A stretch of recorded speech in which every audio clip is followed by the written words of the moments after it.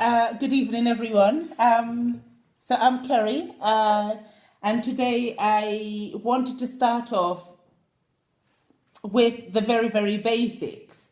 And I wanted to do this because I was thinking back and I was reminiscing with some of my students here. And I was telling them about a day I had when I had somebody come in to view one of my classes back in England. And I thought the class was going really well. You know, sometimes you do. And then you get that embarrassing thing that happens when you actually realize that people are not actually following. Wasn't a great moment. But anyway, it was a year 9 class I was teaching, year 9 Spanish. And someone raised their hand, and after I'd explained it, I thought, okay, yeah, that went quite well. Somebody raised their hand and said, well, Miss Francis, I didn't actually understand any of that because I don't even know what the bloody subject is. And I thought, oh my goodness, I've never actually explained what subject is. But I think you always assume that, okay, if it's year 9, they would have been taught somewhere down the line what the subject is and what a person is. But I think we do this a lot of the times. We go into a class and we start talking about the subject and we start talking about all of these things as though the kids should just automatically know.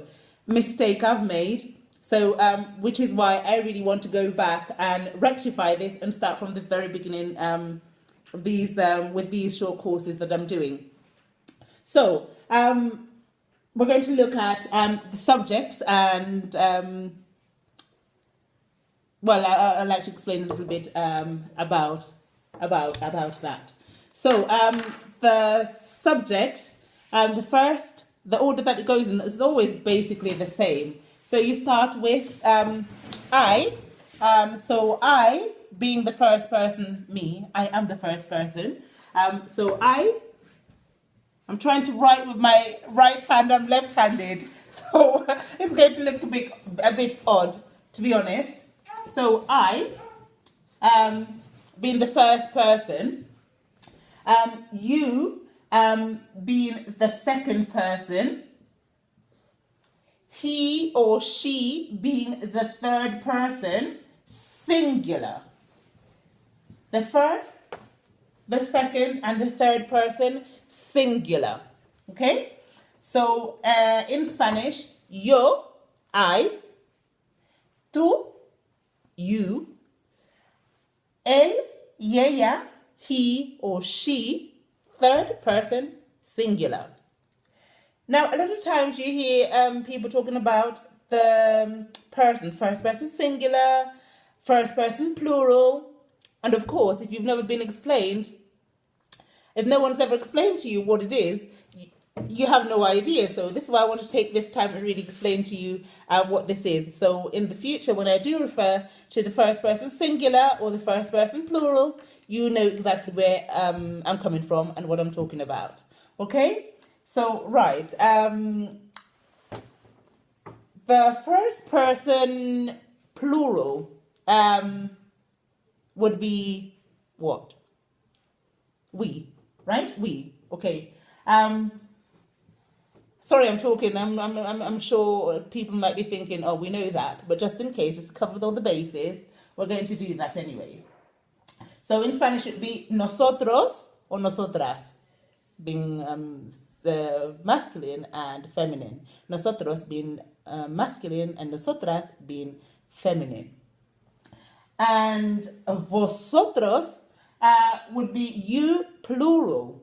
You plural, vosotros, masculine. So the feminine would be vosotras. That's you plural. You know, when you're talking and you say, oh, you guys, you lot, not just you as in one, but you as in many. Okay, great. So you plural. And the third person plural is actually they. Okay, so we have they, right? So we have in Spanish, yo, tú, él, ella, nosotros, vosotros, ellos. So these are the subjects, and these are the persons we normally talk about. I being the first person singular, you being the second person singular, he or she being the third person singular, we being the first person plural, you plural, the second person plural, and he or she being they plural. Okay, so that's lesson 1 done. Okay, I wanted to have a little look as well in this class, in this session. I wanted to look at the verb to be. Okay, so in English, we only have the one verb, to be. To be or not to be, that is the question. And it is to be, the verb to be today. Okay, silly.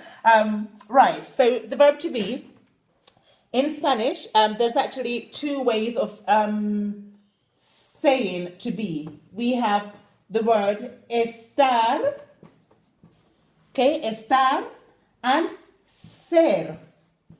Okay, estar and ser. Okay, right. Estar refers to states that are changeable. For example, I am sick, yeah? Estoy mala. Estoy enferma. Estoy triste. I'm sad. I'm sick. Estoy contenta. I'm happy. That's changeable, right? And it's not going to be permanent. Or estoy aquí. I am here, right? It's not permanent, which means at any time I can get up and I can move, right? So that's estar. We use estar for positions, locations, places, and things that are not permanent, okay? Whereas ser, S-E-R, we use for permanent states, things that are not actually going to change. For example, I'm a woman, right? Soy mujer. I'm not going to change. I'm always going to be a woman. Even though I might change. If I decide for the sex change, I might change. But it's a state, you know, it's more permanent. You are a woman. Whereas I'm good. Yeah? I was born good. I'm good. I'm a good person. So, soy buena, no?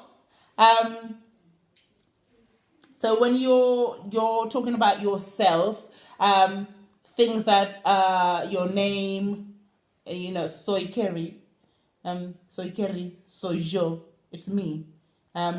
Soy lista.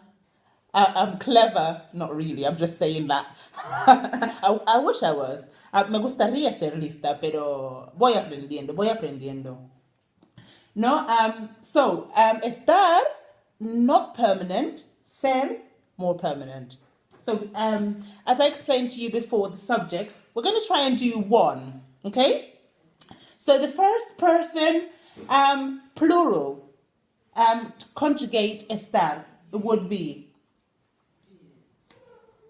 Do you know what? Instead of doing that, I'm going to give it all to you, all the subjects, okay, from I all the way down to they. So we'll have it there for future references. So yo, I am would be estoy. Okay,